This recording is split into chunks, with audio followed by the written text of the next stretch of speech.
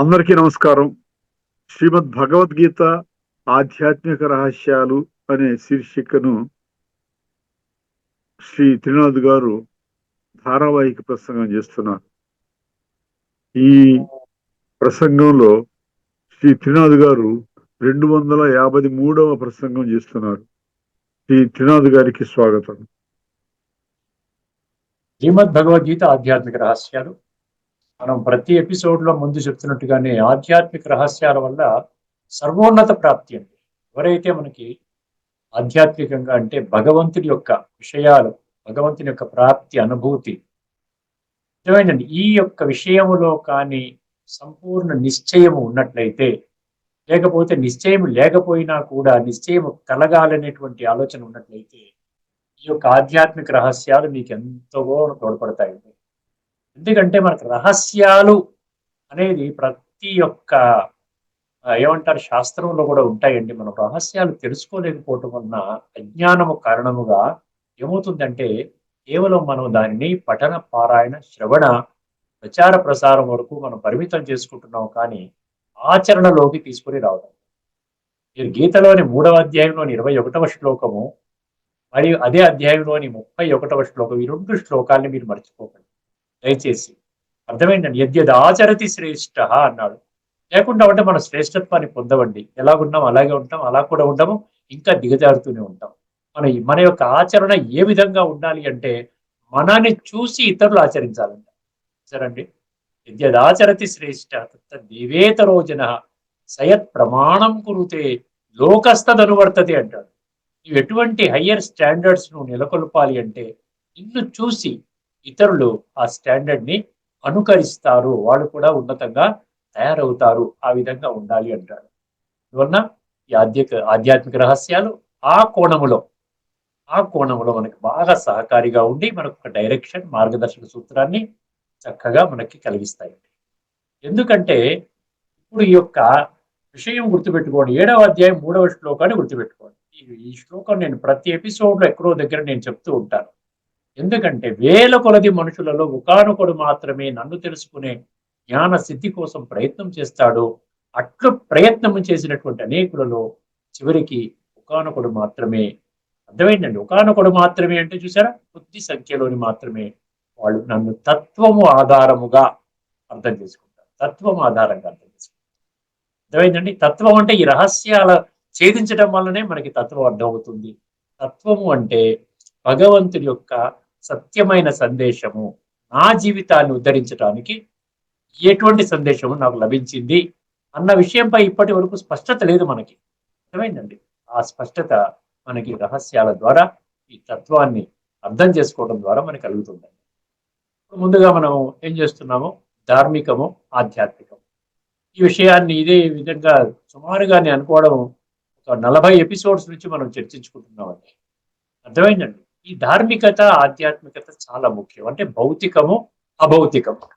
అర్థమైంది. ధార్మికం అంటే భౌతికం, భౌతికం అంటే 2 కళ్ళతో చూసేటువంటి విషయం. అదే ఆధ్యాత్మికత అంటే సూక్ష్మము, కనబడదు. అంటే కనబడనటువంటి జ్ఞానాన్ని మనం విస్మరించాం. అర్థమైందండి. 10వ అధ్యాయంలోని 32వ శ్లోకంలో ఏం చెప్పడం జరిగిందండి? 10వ అధ్యాయంలోని 32వ శ్లోకంలో అధ్యాత్మ విద్యానం అన్నారు. అది మర్చిపోకూడదు. దాన్ని చాలా మంది విస్మరించారు, దాన్ని కనిపెట్టలేకపోయారు. అధ్యాత్మ విద్యానం అంటే ఏంటి? సర్వ విద్యలలోకి నేను బోధించే విద్య ఆధ్యాత్మిక విద్య. ఆధ్యాత్మిక విద్య అంటే ఆత్మ విద్య, పరమాత్మ విద్య. ఈ ఆత్మ మరియు పరమాత్మ ఏ విధంగా ఈ సృష్టి నాటక రంగములో ఆ విధంగా ఆవిష్కరించి ఆత్మల యొక్క శుద్ధీకరణ పరమాత్మ ఏ విధంగా చేస్తున్నాడు, ఏ సమయంలో వస్తారు, ఏ విధంగా చేస్తున్నారు అన్న విషయం మనకు అర్థం చేయించేది ఆధ్యాత్మిక జ్ఞానము. ఇప్పుడు ఇదే అంశంపై మరొక ముఖ్యమైన విషయాన్ని మీ దృష్టికి తీసుకుని వస్తున్నాను. బుద్ధి నేత్రాన్ని తెరుచుకుని అర్థం చేసుకున్న వాళ్ళకి మాత్రమే విషయం స్పష్టమవుతుంది. భక్తి మార్గంలో మనకి అవతారాలు, భగవంతుని యొక్క అవతారాలు అని చెప్తారు. ఎన్ని అవతారాలు చెప్తారంటే దశావతారాలు అని చెప్తారు. ఇంకా కొంచెం నిగూఢంగా వెళితే మీరు 24 అవతారాలను కూడా మనం ఆ విధంగా చెప్పడం జరిగింది. ఇప్పుడు ఈ అవతారాలు, ఈ విధంగా అనేక రకాలైనటువంటి అవతారాలు ఏవైతే ఉన్నాయో, ఇది ధార్మిక జగత్తులో ఒక్కొక్క అవతారాన్ని మనం తీసుకున్నట్లయితే ప్రత్యక్షంగా నా జీవితాన్ని ఉద్ధరించడానికి ఈ దశావతారాలలో కానీ 24 అవతారాలలో కానీ ఏ ఒక్క అవతారమైనా నా జీవితాన్ని ఉద్ధరించిందా? నేను వాటి నుండి ప్రేరణ పొంది నా జీవితాన్ని తీర్చిదిద్దుకున్నానా? ఎందుకంటే భగవంతుడి యొక్క అవతరణ అంటే అది మామూలు విషయం కాదండి. ఏదో తేలికగా తీసుకోవడం కాదు. ఏ ఒక్క వ్యక్తిని ఉద్ధరించడానికి కాదు. ఏ ఒక్క రాక్షసుని చంపడానికి కాదు. ఎందుకంటే భగవంతుడు అంటే అందరి వాడు అంటున్నాం కదా! త్వమేవ మాతా చ పితా త్వమేవ అంటే అందరి వాడు భగవంతుడు కదా! అందరి వాడు భగవంతుడైనప్పుడు కేవలము ఒక్క రాక్షసుని సంహరించడానికి ఒక అవతారము, లేక ఒక్క బాలుణ్ణి రక్షించడానికి ఒక్క అవతారము. ఈ విధంగా మీరు గమనించినట్లయితే ఒక్కొక్క వ్యక్తికి లేక ఒక్కొక్క శక్తిని ఆ విధంగా శక్తిని ప్రదర్శించడానికి ఆ విధంగా మనకి ఈ అవతారాలన్నీ కూడా మనం చూస్తున్నాం. రావణాసురుని సంహరించడానికి శ్రీరామచంద్రుడి అవతారము, అదేవిధంగా కంసుడు ఇతర రాక్షసులు సంహరించడానికి శ్రీకృష్ణుడి అవతారము, అదేవిధంగా ప్రహ్లాదుని రక్షించడానికి నరసింహావతారము. ఈ విధంగా రకరకాల అవతారం, దాని జోలికి వెళ్లాల్సిన అవసరం లేదు. ఇది ధార్మిక జగత్తు. ఇప్పుడు ఆధ్యాత్మిక దృష్టికోణంలో కానీ మనం అర్థం చేసుకోగలిగితే భగవంతుడు స్పష్టం చేస్తున్న విషయం ఏంటంటే 4వ అధ్యాయంలోని 7వ శ్లోకము 8వ శ్లోకము, ఈ 2 శ్లోకాలు చాలా ఫేమస్ శ్లోకాలు. అర్థమైంది? ఫేమస్ శ్లోకాలు కానీ దానిలో గూఢార్థం ఎవరు తెలుసుకోలేదు. కేవలం పాడుకోవడానికి బ్రహ్మాండంగా ఉంటుంది. యదా యదా హి ధర్మస్య గ్లానిర్భవతి భారత, పఠన పారాయణ శ్రవణ వీటికి చాలా బాగుంటుందండి. ఏం చెప్తున్నారు? ఎప్పుడైతే ధర్మం కూలిపోతుందో, అధర్మం విలయతాండవం చేస్తుందో, స్థానవస్థకి వెళ్ళిపోతుందో, ఇది పాతాళానికి వెళ్ళిపోతుందా, ఇప్పటి వరకు మనం ఆచరించినటువంటి విధానాల ద్వారా ఈ రకరకాల అవతారాలనండి, లేకుండా ఉంటే శాస్త్ర జ్ఞానం అనండి, ప్రవచనాలనండి, దేవతల యొక్క విగ్రహారాధననండి, తీర్థయాత్రలు అనండి, దాన పుణ్యాలు అనండి, ఈ విధంగా ఎన్ని రకరకాల నోములు, వ్రతాలు, యజ్ఞాలు, యాగాలు, జపాలు, తపాలు, ఇవన్నీ మందిరాలు, మసీదులు, ఈ విధంగా చర్చలు వేల సంఖ్యలో, లక్షల సంఖ్యలో ప్రపంచం మొత్తం మీద ఇటువంటి ప్రక్రియలు జరుగుతున్నప్పటికీ కూడా వాటి ప్రభావం మన సంస్కార పరివర్తన మీద పడలేదు. ఎందువలన? ఎవరికి వాళ్ళే క్వశ్చన్ వేసుకోవాలండి. అంటే మన జీవితానికి, మన జీవితం నా జీవితం అంటే ఈ పుడమి మీద ఉన్న 850 కోట్ల మనుషుల జీవితాలపై ప్రభావం పడలేదు. అర్థమైందండి? ఇప్పుడు మన జీవితాన్ని ప్రభావం చెయ్యనటువంటి జ్ఞానం వలన, దానివల్ల ఇప్పుడు నేను స్వర్గంలోకి అయితే వెళ్ళను కదా. ఎందుకంటే సంస్కార పరివర్తన మాత్రమే మిమ్మల్ని స్వర్గం వైపు తీసుకొని వెళుతోంది అని భగవంతుడు చెప్తున్నాడు. ఎన్నో శ్లోకాలు ఇప్పటి వరకు మనం 250 ఎపిసోడ్స్ లో చర్చించుకున్నాం. ఆత్మ యొక్క శుద్ధి అంటున్నాడు, పరమాత్మ యొక్క ప్రాప్తి అంటున్నాడు, పరమాత్మ యొక్క గుణాలు, శక్తులు మనలో నింపుకోవాలి అంటున్నాడు.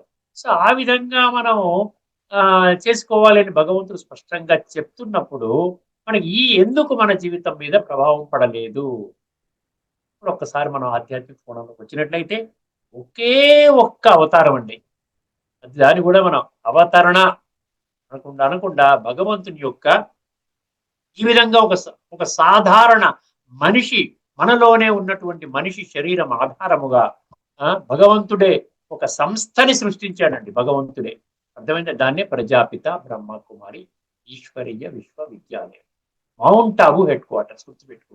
ఎందుకు నేను మౌంట్ ఆబు అంటున్నానంటే ఇతరత్ర 5-6 సిటీస్ లో, ప్రాంతాల్లో వేరేగా డూప్లికేట్, ట్రిప్లికేట్, ఈ విధంగా ఫేక్ సెంటర్స్ కూడా ఆ విధంగా స్థాపన చేయబడ్డాయి. హైదరాబాద్ లో కూడా ఒక సెంటర్ ని ఈ మధ్యనే స్థాపన చేయడం జరిగింది. అర్థమైందండి? ఇది కలియుగం అంతిమ సమయం, అంతే.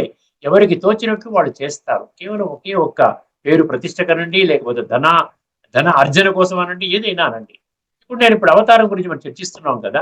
ఇప్పుడు ప్రత్యక్షంగా నా జీవితాన్ని ఉద్ధరించే అవతారము ఇప్పటి వరకు నేను అర్థం చేసుకోలేదు. అర్థమైందండి? ఇప్పుడు భగవంతుడు ప్రజాపిత బ్రహ్మ ద్వారా ఈశ్వరుడు, పరమాత్మ, నిరాకారుడు, జ్యోతి స్వరూపుడు వారు ఈ శరీరము ద్వారా వచ్చి ప్రతి ఒక్కరి జీవితాన్ని మార్చడానికి నేను వచ్చాను. అందులో మీ జీవితాలు ఉన్నాయి, నా యొక్క జీవితం కూడా ఉంది. ప్రతి ఒక్కరు అంటే ఇంక్లూజన్ అన్నమాట.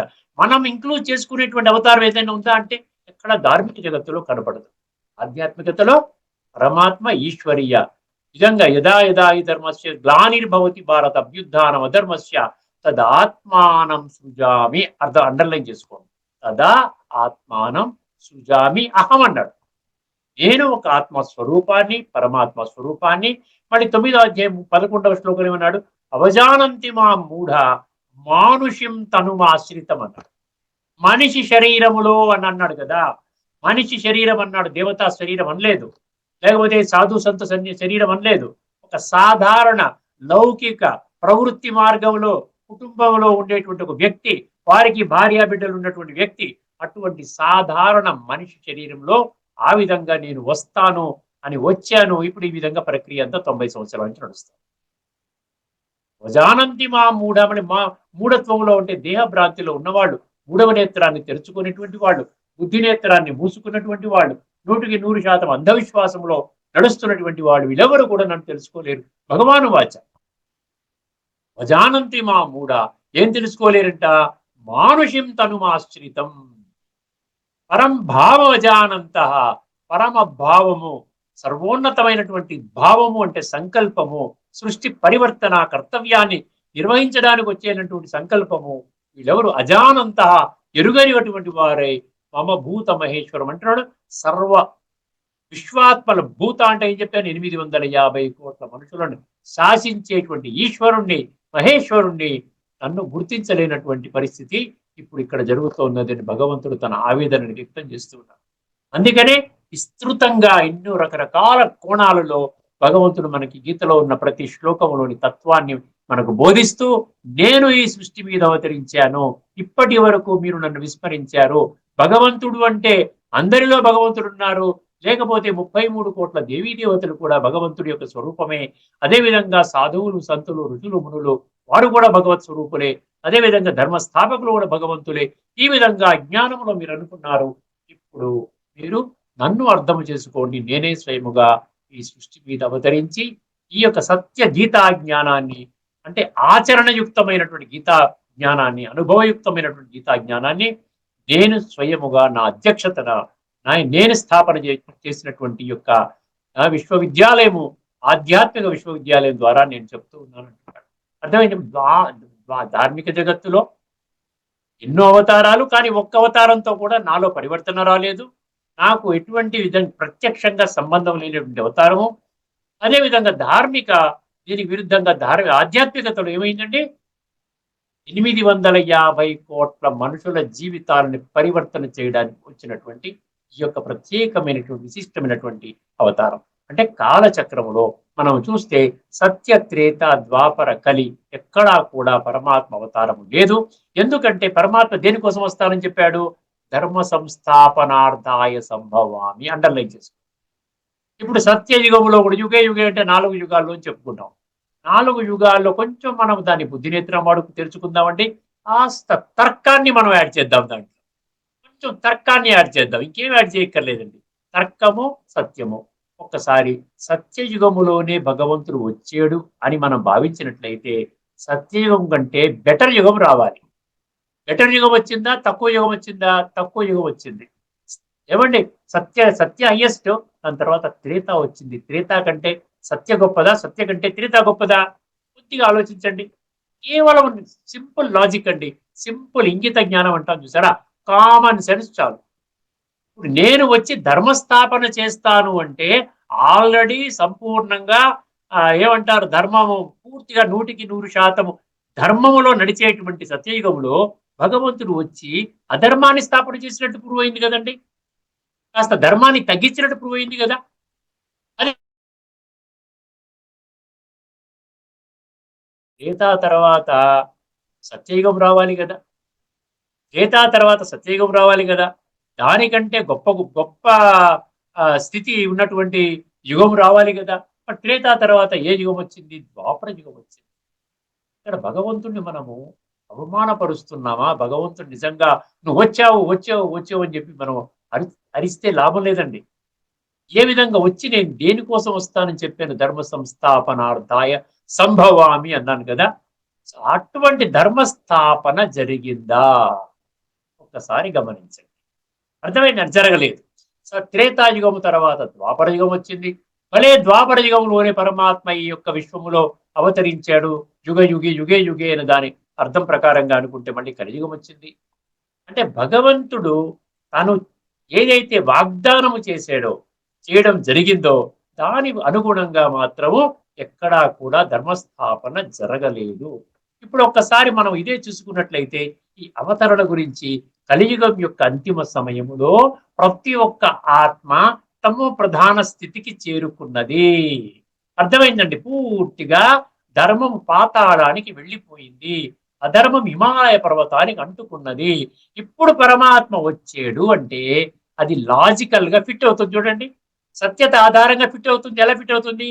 ఇప్పుడు ఈ కలియుగం యొక్క అంతిమ సమయములో తమో ప్రధాన స్థితిలో ఉన్నటువంటి కలియుగాన్ని పరిసమాప్తి చేసి సాత్వికత హైయెస్ట్ లెవెల్లో ఉన్నటువంటి సాత్విక ప్రధాన స్థితిలో ఉన్నటువంటి ఒక యుగాన్ని భగవంతుడు స్థాపన చేశాడు, చేస్తున్నాడు అంటే ఎంత లాజికల్ గా అవుతుంది చూసారా?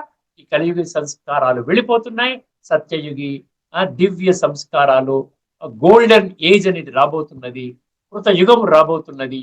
అందులో అందరూ కూడా దైవీ సంస్కారాలతో వాళ్ళు ఆ విధంగా ఆవిర్భవిస్తారు. అక్కడ ఉన్నటువంటి వాళ్ళందరినీ కూడా దేవీ దేవతలు అంటారు. దానినే ఏమంటారు? దేవీ దేవత ధర్మము అంటారు. దేవీ దేవత ధర్మం అంటారండి దాన్ని. అందుకని ఏమన్నారు? అది ఆది ధర్మము కాబట్టి అప్పుడు ఆ సమయంలో ఇతరత్ర ఇంకా ఏ ధర్మాలు లేవు కాబట్టి ఏమన్నారు? ఆది అన్నారు, సనాతన అన్నారు, దేవీ దేవత ధర్మం అన్నారు. ఆది సనాతన దేవీ దేవత ధర్మం. ఇదనమాట ఈ యొక్క అవతారం గురించి మనం అర్థం చేసుకోగలిగితే ఇది మనను ఉద్ధరించడానికి, మనం అంటే నా జీవితాన్ని ఉద్ధరించడానికి అని ప్రతి ఒక్కరు అనుకోగలిగితే వాళ్ళ జీవితము ఖచ్చితముగా ఉద్ధరింపబడుతుంది. ఇక్కడితో మనం ఈ అంశాన్ని మనం చర్చను ముగించుకున్న తర్వాత ఎపిసోడ్ లో మరొక అంశాన్ని తీసుకుందాం. ధార్మికత మరియు ఆధ్యాత్మికత అంటే ఏమిటో తెలుసుకోవాలి కంపల్సరీగా. తెలుసుకున్నట్లయితే ఖచ్చితంగా మీరు 7వ అధ్యాయంలోని 3వ శ్లోకంలో చెప్పినటువంటి అతి కొద్ది సంఖ్యలోని మనుషులు మాత్రమే నన్ను గుర్తిస్తారన్నాడు చూసారు భగవంతుడు. అందులోకి వచ్చేస్తారు, డౌటే అక్కర్లేదు. అందులోకి రావాలన్న సంకల్పం మీలో చిన్న కలిగితే చాలు, సత్య మార్గములో తర్క మార్గములో మీరు అర్థం చేసుకుని మీరు హయ్యెస్ట్ ప్రాప్తిని పొందుతారు. ఇప్పుడు మనము కర్మ ఫలితాన్ని విడిచిపెట్టమని చెప్పాడు. కర్మ చెయ్యి కానీ కర్మ ఫలితాన్ని విడిచిపెట్టని చెప్పాడు. ఇక్కడ కర్మల గుహ్యగతి అని అర్థం చేసుకోండి. ఈ కర్మ గురించి చాలా డీటెయిల్డ్ గా చెప్తున్నాడండి భగవంతుడు. ఎందుకంటే మనం వర్తమాన సమయంలో మనిషి అన్నవాడు ఖచ్చితంగా కర్మ చేసి తీరాలి. సో ఎటువంటి కర్మలు చెయ్యాలి? అక్కడ కర్మ అంటాడు, అకర్మ అంటాడు, వికర్మ అంటాడు. అర్థమైందండి? సో ఈ విధంగా కర్మల గుహ్యగతి, ఒకవేళ చెప్పినట్టు చేయకపోతే నీ జీవితం ఏ విధంగా భ్రష్టు పడుతోందో అది కూడా చెప్తున్నాడు. అందుకని మనం ఏం చేయాలంటే కర్మల గుహ్యగతిని స్పష్టంగా అర్థం చేసుకోవాలి. సో ఇదే కోణంలో మనకి సబ్జెక్టుని అర్థం చేయించి ముందుకు తీసుకుని వెళ్లే విధంగా మరొక శ్లోకాన్ని మీ ముందు ఉంచబోతున్నానండి. అది 3వ అధ్యాయంలోని 5వ శ్లోకం. ఒకసారి చాలా జాగ్రత్తగా ఈ శ్లోకాన్ని వినండి. నహి కశ్చిత్ క్షణమపి జాతు తిష్టత్య కర్మకృత్. అర్థమైందండి? నహి కశ్చిత్ క్షణమపి జాతు తిష్టత్య కర్మకృత్ కార్యతే హి అవశః కర్మ సర్వః ప్రకృతి జైర్గుణైర్హి. అర్థమైందండి? కార్యతే హి అవశః కర్మ సర్వః ప్రకృతి జైర్గుణైహి అన్నారు. ఇది శ్లోకం అండి. ఇది 3వ అధ్యాయంలోని 5వ శ్లోకం. మన పదవిచ్ఛేదన చేసుకుందాం ఒకసారి. ప్రతి పదము అర్థము చేసుకుంటేనండి దాని యొక్క అర్థమే తత్వం అండి. అర్థమైందండి? ఈ ప్రతి పదం యొక్క అర్థాన్ని విడిచిపెడితే మన భాష్యం అవుతుంది. అందులో చెప్పింది చెప్పినట్టుగా అర్థం చేసుకుంటే అది తత్వం అవుతుంది. తత్వం అంటే యథార్థము, తత్వం అంటే వాస్తవము, తత్వం అంటే ఉన్నది ఉన్నట్టుగా అర్థం చేసుకోవడము. అంటే భగవంతుడు చెప్పిన దాన్ని మనము వక్రీకరించడానికి మనకు అథారిటీ ఉందండి? చెప్పండి ఒక్కసారి. భగవంతుడు ఏం చెప్పాడు శ్లోకంలో ఉంది. అర్థమైందండి? సో దాని ప్రకారంగా మనం అర్థం చేసుకోగలిగితే భగవంతుడు అందరి వాడు అంటే అందులో నేను కూడా ఉన్నాను. పితా అహమస్య జగతః పితాసి లోకస్య చరాచరస్య. ఈ 2 శ్లోకాలు గుర్తుపెట్టుకోండి. ఇంకా 3వ కోణం పెట్టుకుంటే త్వమేవ మాతాచ పితా త్వమేవ. 3 కోణాలు. అర్జునుడు ఒక కోణము, భగవంతుడు ఒక కోణము, మనుషులు ప్రజలందరూ ఒక కోణం. ఎవరిలీ గాడ్ ఫాదర్, అల్లాహు అక్బర్, ఏక్ ఓంకార్. ఈ విధంగా త్వమేవ మాతాచ పితా త్వమేవ. తండ్రి మనకి బోధిస్తున్నాడు అంటే నాకు టచ్ అవ్వాలి కదా. తండ్రి మనకి బోధిస్తున్నప్పుడు నాకు టచ్ అవ్వాలి కదా. నా కోసం నా కొరకే చెప్పాడు అని టచ్ అవ్వాలి కదా. టచ్ అవ్వలేదంటే నేను కనెక్ట్ అవ్వట్లేదు, నేను పరమాత్మతో కనెక్ట్ అవ్వట్లేదు. పరమాత్మతో కనెక్ట్ అవ్వట్లేదంటే ఆత్మ యొక్క అనుభవం కాలేదు. ఆత్మ అనుభవం ద్వారా పరమాత్మ అనుభూతి. Self realization leads to God realization. ఇది statement. Self realization leads to God realization. ఖుద్కో జానో ఖుదాకో జాన సక్తే. నిన్ను నీవు తెలుసుకుంటే భగవంతుడిని గుర్తిస్తావు. అన్ని మతాల వాళ్ళు ఇదే చెప్తున్నారు కదా. అర్థమైందండి. ఇప్పుడు ఒకసారి ఈ శ్లోకాన్ని పెదవి చేద్దామండి. ఏమంటున్నాడు? నహి కశ్చిత్ క్షణమపి అన్నాడు. జాతు జాతు తిష్టత్య అకర్మకృత్ అన్నాడు. తిష్టతి అకర్మకృత్. తిష్టతి అకర్మకృత్ 3 పదాలు ఉన్నాయి. తిష్టత్య కర్మకృత్ అంటే నహి క్షణమపి. నహి కశ్చిత్ అంటే ఏంటి? ఏ ఒక్కడు కూడా. కశ్చిత్ అంటే ఏ ఒక్కడు కూడా. అర్థమైందండి. క్షణమపి అంటే ఒక్క క్షణము కూడా. ఏ ఒక్క మనిషి కూడా ఒక్క క్షణమైనా కూడా కర్మ చెయ్యకుండా ఉండలేడంట. వాళ్ళు అలాంటప్పుడు మనం కర్మ సన్యాసం ఎలా చెప్తున్నాడు? భగవంతుడు ఎంత బాగా చెప్తున్నటువంటి కర్మ సన్యాసం గురించి నేను చెప్పలేదు. కర్మ చేయాల్సిందే అంటున్నాడు. ఈ పొట్ట పోషించుకోవడానికి కర్మ చేయాల్సిందే అంటున్నాడు. నహి క్షణమపి. అర్థమైందండి. నహి కశ్చిత్ క్షణమపి జాతు తిష్టతి అకర్మకృత్. అకర్మకృత్ అంటే కర్మ యాక్షన్ లెస్ స్టేట్ అన్నమాట. అంటే కర్మరహిత స్థితి. కర్మరహిత స్థితి అనే ఒక్క క్షణమైనా ఉండగలవా నువ్వు అంటున్నాడు. అర్థమైందండి. అది మొదటి 2 పంక్తులు. నహి కశ్చిత్ క్షణమపి జాతు తిష్టతి అకర్మకృత్ కార్యమేవ కార్యతే హ్యవశః. కార్యతే హవశః కర్మ. కార్యతే అంటే ఏంటి? నిన్ను కార్యం అంటే కర్తవ్యము. ఆ కర్మ చేసేటువంటిది బలవంతముగా నిన్ను ప్రేరేపిస్తుందంట. అవశః అంటే ఏంటి? ఈ అంటే ఏలన్ననా. ఎందువల్లంటే ఈ యొక్క అవశః అంటే ఏంటి? వశము తప్పినటువంటి మనుషులు అన్నమాట. వశం ఎందుకు తప్పారు? అవశ అంటే వశము తప్పినటువంటి. ప్రతి ఒక్క మనిషి ఇప్పుడు కలియుగం ఎండింగ్ లో అందరూ వశం తప్పారు. క్లియర్ కట్గా ఒక్క మాటని వాళ్ళు చెప్పలేరు. ఇగో ఈ విధంగా నేను జీవితాన్ని ఉద్ధరించుకోదలుచుకున్నాను అని ఎవరిని చెప్పగలుగుతారా? అది కరెక్టే, ఇది కరెక్టే, ఇది కరెక్టే, ఇది అన్ని కరెక్టే. మళ్ళీ నా జీవితం ఎలాగుండాలో అలాగే ఉంది. చింపిన విస్తరిలాగా ఉంది. అర్థమైందండి. కార్యతే యవశః కర్మ సర్వ అంటే సర్వ కర్మలు ఖచ్చితముగా నీవు చేస్తావు. దేని వల్ల చేస్తావు? వశము తప్పి. ఈ రోజున తప్పుడు కర్మలు ఎందుకు చేస్తున్నారు? వశము తప్పి చేస్తున్నారు. ఇక్కడ వశము తప్పడం అంటే కొంచెం అర్థం చేసుకోవాలి. అది కీలకమైన పదం. ఎందువల్ల చేస్తున్నాడు ఒకసారి గుర్తుపెట్టుకోండి. వశము ఏ విధంగా తప్పుతున్నాడు? వశం ఎందుకు తప్పుతున్నాడంటే ప్రతి ఒక్క మనిషి కూడా ఒకే పనిని 100 మందికి ఇచ్చామనుకోండి, 100 మంది ఒకలా చేయరండి. 100 మంది 100 రకాలుగా చేస్తారు. ఎందుకు?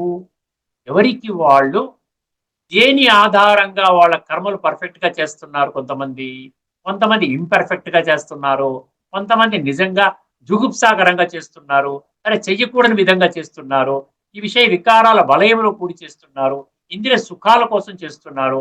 మరి ఎందుకు ఇలా జరుగుతుంది అంటే భగవంతుడు ఏమంటున్నాడంటే ప్రతి ఒక్క వ్యక్తి తను ఇప్పటి వరకు చేసినటువంటి ఏవైతే కర్మల ఆధారంగా ద్వాపర యుగము నుండి కర్మలు చేసే ప్రక్రియ మొదలైందండి.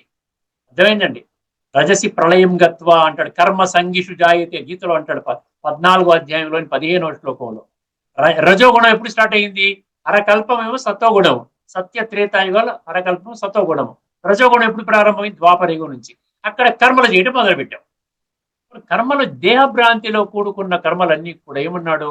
నెగిటివ్ కర్మలు, నకారాత్మక కర్మలు, పనికిరాని కర్మలు, ఆత్మని పాడు చేసేటువంటి కర్మలు మనం చేసుకుంటూ వచ్చాం. అర్థమైంది. దాన్ని మనం ఏంటంటున్నాం? నీచ నికృష్ట భ్రష్ట దుష్ట పాప కర్మలు అంటున్నాం. ఆ విధంగా చేసుకుంటే ఏమైపోయి? సంస్కారాలు తయారైపోయి.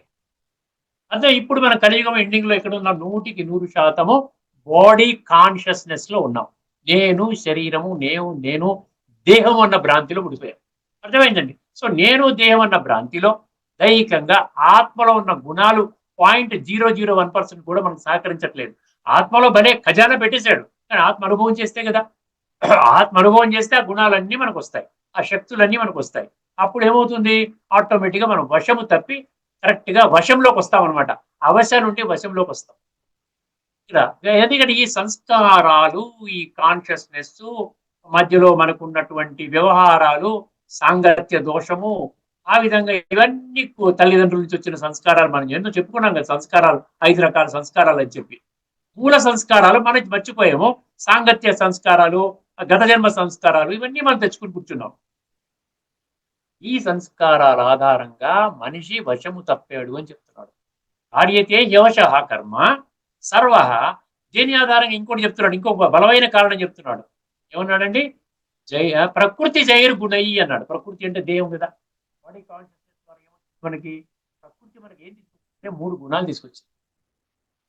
3 గుణాలు తీసుకొచ్చింది: సాత్విక, రాజసిక, తామసిక. ఇప్పుడు వర్తమానంలో ప్రతి ఒక్కరి యొక్క గుణాలు దేని ఆధారంగా నడుస్తున్నాయి? తమో ప్రధాన గుణముగా నడుస్తోంది, తామసికంగా నడుస్తోంది. సో ఆ విధంగా తమో ప్రధానంగా గుణాలు కూడా ఏమవుతుందండి, దాని ప్రకారంగా ఆ గుణాలు యాక్ట్ చేస్తూ ఉన్నాయి. సాత్వికంగా ఉన్నవాడు అందరితో ప్రేమగా మాట్లాడతాడు, చక్కగా వింటాడు. ఏమిటండి బాగున్నారా, ఎలా ఉందండి, ప్రేమగా మాట్లాడేది ఎంత మంచి సంస్కారం అండి అంటాం, మనం కూడా అంటాం. కొంతమంది కోపంగా అంటారు, కొంతమంది ఇది అంటారు, కొంతమంది కొట్టడానికి వస్తారు, డిస్టర్బ్ చేయద్దు అంటారు, ఈగోయిస్టిక్ గా మాట్లాడతారు, నా అంత గొప్పవాడు ఏడంటారు. సో ఈ విధంగా నడుస్తోంది. అందుకనే ప్రకృతి మనల్ని ఏం తీసుకొస్తుంది అంటే త్రిగుణాలలో బంధిస్తుంది అంటున్నాడు. 14వ అధ్యాయంలోని 5వ శ్లోకం ఈ విషయాన్ని స్పష్టం చేసింది. సత్వం రజస్తమ ఇతి గుణా ప్రకృతి సంభవ అన్నాడు. సార్ ప్రకృతి ఏం చేస్తుంది? ఆత్మని బంధిస్తుంది. నిబద్ధంతి మహాబాహో దేహే దేహీనం అవ్యయం అవినాశి. దేహి అంటే ఆత్మని, ఈ వినాశి శరీరము, ఈ ప్రకృతి, ఈ పంచతత్వాలతో ఏమొస్తుంది? ఈ త్రిగుణాలతో బంధించేస్తుంది. ఇప్పుడు మన ఈ చేసినటువంటి దుష్ట నీచ నికృష్ట భ్రష్ట కర్మల ద్వారా మన గుణాలు సత్యయుగములో సాత్వికంగా ఉండేటువంటి స్థితి ఇప్పుడు తమో ప్రధానంగా లాస్ట్ స్టేజ్కి వచ్చేసింది. సో ఈ గుణాల ప్రభావంతో నువ్వు కర్మలు చేస్తూ ఉన్నావు. సో ఇటువంటి స్థితిలో ఒక్క క్షణమైన కర్మలు చేయకుండా ఉండగలవా? అందుకనే భగవంతుడు ఏమంటున్నాడు ఇప్పుడు? అర్థమైందండి భగవంతుడు ఏమంటున్నాడు? ఆయన ఈ జ్ఞానం ఎందుకు చెప్తున్నాను నీకు? ఈ జ్ఞానం నీకు దేనికి ఉపయోగపడుతోంది? ఒక్క క్షణము కూడా ఒక దేహధారి కర్మలు చేయకుండా ఉండలేడు. దానికి ప్రకృతి అధీనములో ఉన్నటువంటి త్రిగుణాల ప్రభావముతో ఖచ్చితముగా కర్మలు చేస్తూ ఉంటాడు. ఒకవేళ ఫిజికల్ గా కర్మలు చేయనప్పటికీ కూడా, ఫిజికల్ గా నేను బలవంతంగా ఆపుకుంటున్నానండి, బలవంతంగా కర్మలు చెయ్యను, ఎందుకంటే నేను సన్యాస మార్గాన్ని పుచ్చుకున్నాను, నేను ఎటువంటి కర్మలు చెయ్యను, ప్రతిదానికి నేను ఇతరుల మీద ఆధారపడ్డాను. ఇక్కడ ఏమంటున్నాడు? అకర్మ అంటున్నాడు. కర్మలో కూడా కర్మ ఉన్నది అంట. నేను 1-2 శ్లోకాలు మీ ముందు పెడతాను. అకర్మలో కూడా కర్మ ఉంటుంది. ఎలాగా? కర్మ అంటే ఫిజికల్ గా కర్మను ఆపాడు, కానీ అందులో కర్మ అంటే ఏమిటి? మనస్సు ద్వారా చేసేటువంటి సంకల్పాలు. అర్థమైందండి? ఏ విధంగా నేను అభివృద్ధి చెందాలి, ఏ విధంగా పేరు ప్రతిష్టలు తెచ్చుకోవాలి, ఏ మార్గాన వెళితే ప్రజలందరూ నన్ను ఆకర్షిస్తారు, నన్ను ఒక గురువుగా అర్థం చేసుకుంటారు. సో ఇటువంటి సంకల్పాలన్నీ నడుస్తూ ఉంటుంది కదా. అదొకటి మెంటల్ గా అంటే మానసిక లెవెల్లో నడుస్తుంటుంది. మళ్ళీ ఫిజికల్ లెవెల్లో కూడా మనము ఎటువంటి కర్మలు చేయకుండా అసలు ఉండలేము. ఎందుకంటే మెటబాలిజం అన్నాడు. అర్థమైందండి? ఈ శ్లోకం గురించి ఎక్స్ప్లెయిన్ ఇస్తున్నాను, చదువుకుంటే మెటబాలిజం అంటే వర్క్ చేస్తుంది కదా. మెటబాలిజం అంటే ఏంటి? మెటబాలిజం అంటే మన శరీరాన్ని నిలపడానికి, ఈ విధంగా పని చేయించడానికి రకరకాల ప్రక్రియలు పెట్టాడు భగవంతుడు. గుండె అనేది ఏం చేస్తుంది? మన రక్తాన్ని పంపిణీ చేసుకుంటూ టాప్ టు బాటం అంతా క్లీన్ చేసుకుంటూ ఏ భాగానికి ఎంత రక్తం కావాలి ఇవ్వదు. మన అదే డైజెస్టివ్ సిస్టమ్ ఏముంటుంది? మనం తినేటువంటి ఆహారాన్ని డైజెస్ట్ చేసుకుంటూ వెళుతుంది. మన ఊపిరితిత్తులు ఏం చేస్తాయి? ఈ విధంగా గాలిని పీల్చుకొని గాలిని విడిచిపెట్టి, ఆక్సిజన్ తీసుకుని ఆక్సిజన్ కార్బన్ డైఆక్సైడ్ ని విడిచిపెట్టి ఈ ప్రక్రియ చేస్తుంది. సో ఇలాగ ప్రతి ఒక్కటి కిడ్నీస్ ఏం చేస్తున్నాయి? ఫిల్టరింగ్ చేస్తున్నాయి, మనకి ఈ విధంగా బయటికి పంపించేస్తుంది చెడుని. సో ఇలాగ మెటబాలిక్ యాక్టివిటీ కూడా, అది కూడా ఒక కర్మనే కదా నాయనా. అలాగా ఫిజికల్ గా తప్పించుకోలేవు, మానసికంగా కూడా రకరకాల ఆలోచనలతో కూర్చుంటావు. ఈ 2 కర్మలు చేస్తూ నేను ఫిజికల్ గా ఎటువంటి కర్మను చెయ్యను అంటే నీవు నైష్కర్మ్య స్థితి పొందలేవు అంటాడు. ఇదే ఒక గత ఎపిసోడ్ లో ఒక శ్లోకం చెప్పుకున్నాం. ఏం చెప్పుకున్నామండి? కర్మణామనారంభాత్ నైష్కర్మ్యం పురుష స్థితి. నైష్కర్మ్య స్థితి అంటే ఏంటంటే నీ కర్మని బంధించకుండా ఉన్నటువంటి సంస్కారాలని బాగు చేసే విధంగా, ఆ విధంగా కర్మలు చేసే పరిస్థితికి నువ్వు రాలేవు అంటున్నాడు. ఆ కార్మిక బాండేజ్ లోనే కూరుకుపోతావు. మానసికంగా ఎన్నో రకరకాల, వాడు మంచివాడు కాదు, వీడు మంచివాడు కాదు, లేకపోతే వాడిని మోసం చేస్తాను, నేను ఈ విధంగా చేస్తాను, వాడు ఆ విధంగా చెప్తున్నాడు, నేను ఈ విధంగా చెప్తున్నాను, ఇది కేవలం సన్యాసుల గురించే కాదండి. ప్రతి ఒక్కరు కూడా కర్మని చెయ్యను అన్నటువంటి విషయం కాదు. ఖచ్చితముగా మానసికంగా కూడా ఆ కర్మలు ఆ విధంగా ఆలోచనల ద్వారా ఇప్పుడు చూడండి, ఎవడు దొంగవాడు ఏం చేస్తాడు? వాడు ఆలోచిస్తుంటాడు, ఎలాగా ఆ ఇల్లుని కూలగొట్టాలి, లేకపోతే ఎలాగా ఏటీఎం మిషన్ ని పగలగొట్టి కొన్ని లక్షల కోట్ల రూపాయలు తీసుకోవాలి. ఈ ఆలోచనలే కదా, ఫిజికల్ గా ఏమి చేయడు. అందువల్ల భగవంతుడు అంటున్నాడు, నీ మెటబాలిక్ యాక్టివిటీని నువ్వు స్టాప్ చేయలేవు. నీ మానసిక యంత్రాన్ని ఏదైతే సంకల్పాలు చేసుకుంటూ రకరకాల ఆలోచనలు చేస్తున్నావో అది కూడా కర్మ కింద వస్తుంది. అందువలన ఒక్క క్షణము కూడా నువ్వు కర్మని చేయకుండా ఉండలేవు. ఇది కర్మల గుహ్యగతిలో ఒక విషయాన్ని భగవంతుడు మనకి ఈ శ్లోకం ద్వారా స్పష్టం చేస్తున్నాడు. ఇప్పుడు భగవద్గీత పుస్తకంలో ఏమి ఇచ్చాడో చూసుకుని ఈ యొక్క ఎపిసోడ్ ని మనం సంపన్నం చేసుకుందామండి. మూడవ అధ్యాయంలోని 5వ శ్లోకం అండి. కర్మయోగంలో మాక్సిమం ఎన్ని శ్లోకాలు ఉన్నాయి అన్ని శ్లోకాలు కవర్ చేయడానికి ప్రయత్నిస్తాం. ఎందుకంటే ఈ కర్మయోగం అంటే కర్మలలో కొంచెం మార్పు రావాలి మనలో. ఎందుకంటే ఇప్పటిదాకా మనం ఏమనుకుంటున్నాం, మనకి ఎట్లాంటి పనులైనా చేసుకునే పర్వాలేదు, ఒక పూజ చేసుకుంటే సరిపోతుంది, లేకపోతే ఒక గంగా నదిలో పుష్కరాలలో మునిగితే సరిపోతుంది, నా కర్మలలో నేను మార్పు తెచ్చుకోవాల అవసరం లేదనుకుంటున్నాం. కానీ భగవంతుడు అంటాడు, అవన్నీ చేయక్కర్లేదు, నువ్వు కర్మలలో మార్పు తెచ్చుకునే విధానం నేను చెప్తున్నాను అంటున్నాను. ఎంత అద్భుతమైన విషయం అండి అది. ఒక్కసారి వినండి ఈ యొక్క శ్లోకం గురించి భగవంతుడు ఏం చెప్తున్నాడు పుస్తకంలో. ఏ మనుషుడైనను ఏ కాలమునందైనను, అర్థమైందండి, క్షణమాత్రము కూడా కర్మను ఆచరింపకుండా ఉండలేడు. నేను మళ్ళీ రిపీట్ చేస్తాను. ఏ మనుషుడైనను ఏ కాలమునందైనను క్షణమాత్రము కూడా కర్మను ఆచరింపకుండా ఉండలేడు. ఎందు ఎట్టి సందేహమునకు తావు లేదు.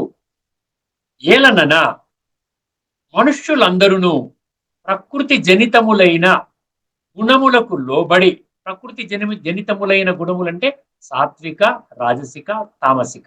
14వ అధ్యాయంలోని 5వ శ్లోకము. సతో రజో తమో. అర్థమైందండి? 3 రకాలు: ఉత్తమ, మధ్యమ, కనిష్ట. అవి ప్రకృతి జనితములైన గుణములకు లోబడి కర్మలను చేయుటకు బాధ్యులగుదురు.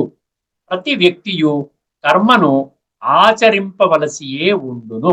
అర్థమైంది? భగవంతుడు కర్మయోగంలో ముఖ్యమైన విధానం ఏం చెప్తున్నాడు అంటే, కర్మని విడిచిపెట్టడం అనేదాన్ని పాసిబుల్ అయినా, కర్మని విడిచిపెట్టినా, ఫిజికల్ గా కర్మని విడిచిపెట్టినా, అర్థమైందండి, మనస్సు ద్వారా నీవు చేసేటువంటి ఆలోచనలు కూడా కుళ్ళు ఆలోచనలండి, మంచి ఆలోచనలండి, ఇంకోటి అది కావాలి ఇది కావాలని ఇంద్రియ సుఖాల కోసం నువ్వు చేసే ఆలోచనలు, పేరు ప్రతిష్ట కోసం చేసే ఆలోచనలు, ధన సముపార్జన కోసం చేసే ఆలోచనలు, ఆశ్రమాలు కట్టుకోవాలన్న దానికి ఆచరణలు, ఏ విధంగా నేను శిష్యుల్ని సేకరించుకోవాలి, చాలా ఉన్నతంగా ఎదగాలి, ఇటువంటి ఆలోచనలు అన్నీ కూడా ఏం చేస్తున్నాయి, నీ కర్మ బంధనంలోకి తీసుకుని వెళ్తున్నాయి.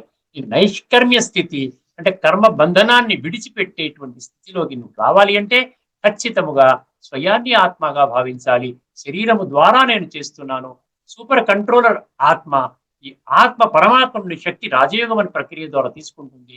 ఆత్మని సంస్కరించుకుంటూ పరమాత్మ ఇచ్చిన గుణాలు, శక్తులని జీవితంలో అనుభవంలోకి తీసుకుని వస్తున్న కర్మలని శ్రేష్టంగా తయారు చేసుకున్నప్పుడే నైష్కర్మ్య స్థితి అనేది మనకి వస్తుంది అంటున్నారు. ఇక్కడితో మనం చర్చని ఇద్దామండి. తదుపరి ఎపిసోడ్లో మరొక అద్భుతమైనటువంటి శ్లోకం వెల్లడి చేసినటువంటి లోతైన తత్వాన్ని మనం చర్చించుకుందాము.